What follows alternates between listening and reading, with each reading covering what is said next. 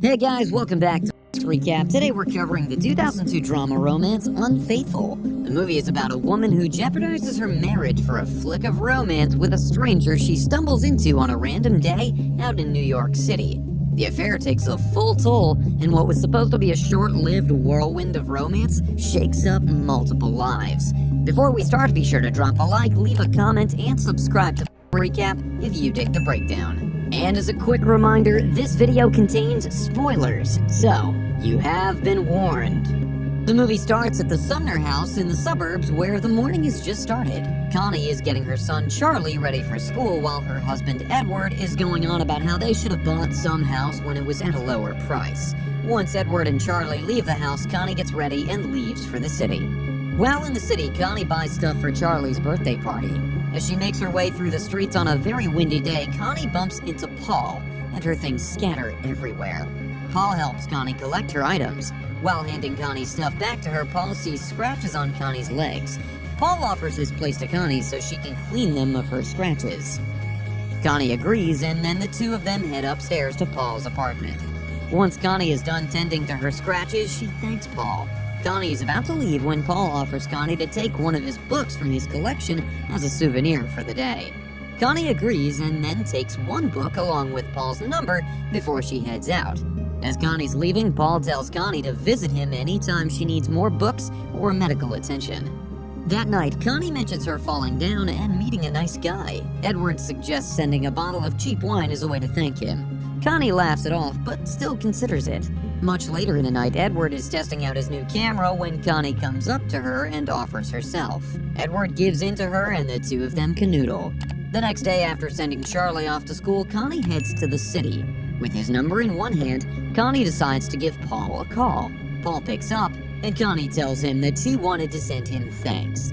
Paul asks Connie to come to see him and offers to make her coffee this time. Connie is hesitant at first, but then agrees to meet Paul at his apartment. Connie makes her way into Paul's apartment. While Paul is making coffee, Connie checks out a book in Braille. Paul takes her hand and makes her touch the paper. When Paul's grip tightens on Connie's hand, Connie decides to leave. Straight from Paul's apartment, Connie heads to Edward's office. Connie has bought a jumper for Edward and she wants him to try it on. Edward puts on the jumper and shows off to Connie. Connie tells Edward about an auction offer with a guy named Bob, and Edward is thrilled for Con. Later that night, when the family has had their dinner and Edward is cleaning the table while Connie is washing the dishes, Connie's mind keeps wandering to another man's apartment. The next day, Connie shows up at Paul's apartment with a second thought.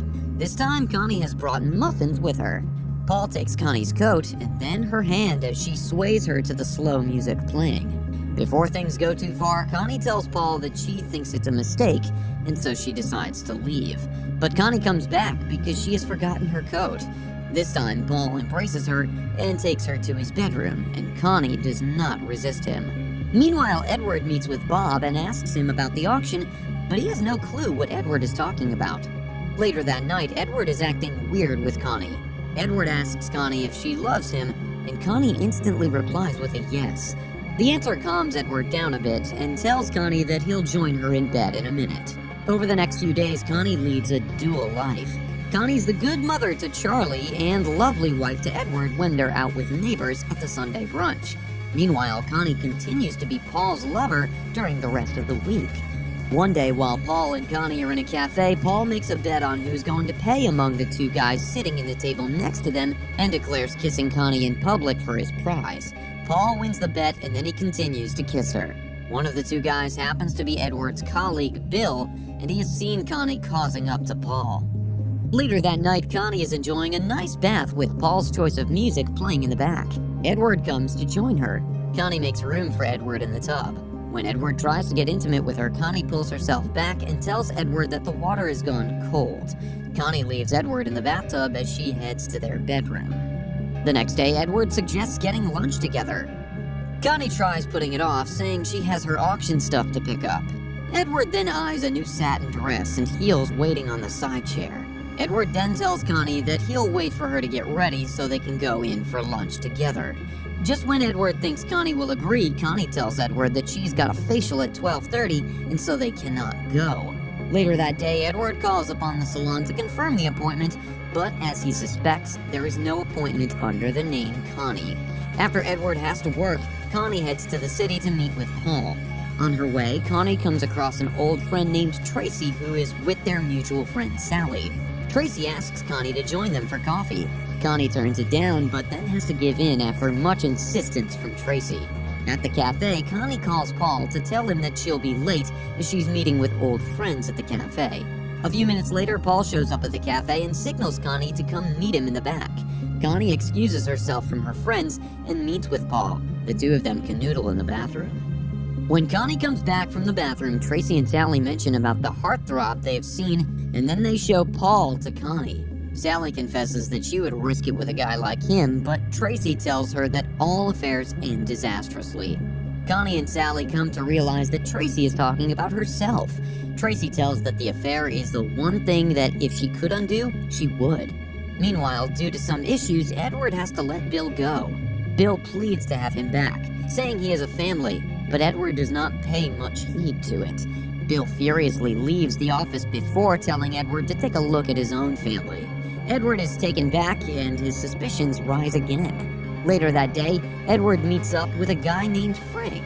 Edward asks Frank to follow Connie and see what she's been up to lately. Later that night, while the Sumners are having dinner, Edward tells his family that he'll be flying to Chicago the next day. Edward also tells Connie that he's let go of Bill because he can't trust him anymore.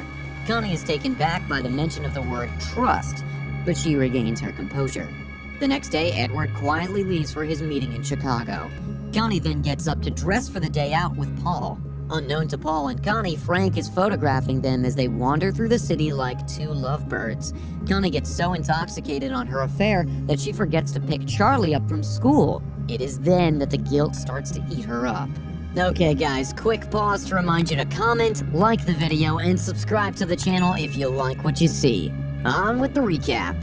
The next day, Edward meets with Frank at a secluded location. Frank hands Edward the pictures that he's taken of Paul and Connie. Frank reveals Paul's name, his apartment details, and the time slot when Connie meets with him. Edward has a time believing that his wife is not faithful to him, but the pictures are hard to turn down. One day, while getting groceries, Connie sees Paul with another woman. Connie is enraged. When Paul is back at his apartment, Connie confronts him. Paul tells Connie that she's only a friend, but Connie is mad. Connie tells Paul that it's over, but Paul does not let her go. Connie tries to resist him, but Paul has his grip on her. Paul grabs her in the middle of the hallway and canoodles with her. Later in the day, Edward visits Paul. Paul is a little confused, but when Edward announces that he is Connie's husband, it makes sense to him. Edward asks if he can come in, and Paul simply opens the door for him. Edward asks Paul about their little affair. Paul is very candid in his answers. Things are going fine until Edward sees the snow globe that he had given Connie as a gift sitting on Paul's side table. It's then that Edward loses it and starts hitting Paul's head with the snow globe until he starts to bleed. With so much blood lost, Paul dies right there. When Edward comes to his senses, he's shaken up to see the still body of Paul. Seeing no other way, Edward starts cleaning up. While cleaning up, Edward hears the message Connie has left for Paul saying that she's ending the affair. Edward deletes the voice message. Once he's done, Edward packs up the body and puts it in his trunk. With Paul's body in his trunk, Edward drives to Charlie's school for his play. Although Edward is a little shaken from the events of the day, during the play, Edward and Connie gush over their little boy. Once the play is over, Connie tells Edward that she has to stay back to clean up. Edward takes Charlie home. Later that night, when Connie and Charlie are asleep, Edward goes up to the river and dumps Paul's body there. The next morning, Edward looks awful. Connie gets a little worried, but Edward tells her to let it go. Edward suggests a movie back to the city, but Connie turns it down. Edward then leaves for work. While Edward is gone, police show up at the Sumner house. The police are inquiring about Paul. Paul's wife has reported him missing. Connie tells the police that she barely knew him. She only was going to buy books from him as he's a book dealer. Since they gained nothing from Connie, the police leave. A few days later, the police showed up again at the Sumner house, and this time with some news. The police tell Edward and Connie that Paul's body has been discovered. Connie's taken aback by the news, and she becomes visibly distraught that even the police notices it. The police ask Connie where she met Paul. Connie lies that she met Paul at an auction. Edward confirms Connie's lies. The police are assured, and so they leave. Later that day, Connie takes out Edward's clothes to dry clean. While sorting the clothes, Connie comes across pictures of Connie and Paul. Connie realizes that Edward knows about her affair. That night, Connie and Edward held a small party for their close friends at their house. One of the guests holds up a snow globe, and at that instant, Connie catches the sight of the snow globe that she had given to Paul, but it was now sitting among their collection. Connie and Edward share a meaningful look. It's then that Connie realizes that Edward has killed Paul. Later that night, when the guests leave, Connie confronts Edward. Edward confesses that he has killed Paul only by accident. Edward tells Connie that it was her that he wanted to kill. The two of them weep as they take their own separate ways. A few days later on a weekend, Edward is teaching Charlie how to play piano while Connie is going to do their stuff. It's then that Connie comes across the small compartment under that snow globe she had given to Paul. Inside the compartment, there's a small picture of her, Edward, and infant Charlie that Edward has left for her as their anniversary present. Edward and Connie share a sad look and realize the damage they had done to their family. Later that day, Connie burns the pictures of her and Paul. While Connie's looking at the fire, Edward suggests turning himself to the police, but Connie refuses. Connie tells Edward that they will take it one day at a time and find a way to move on. Edward agrees with Connie as he embraces her. Life seems to have resumed to normal for the Sumners. Edward is doing well in his job.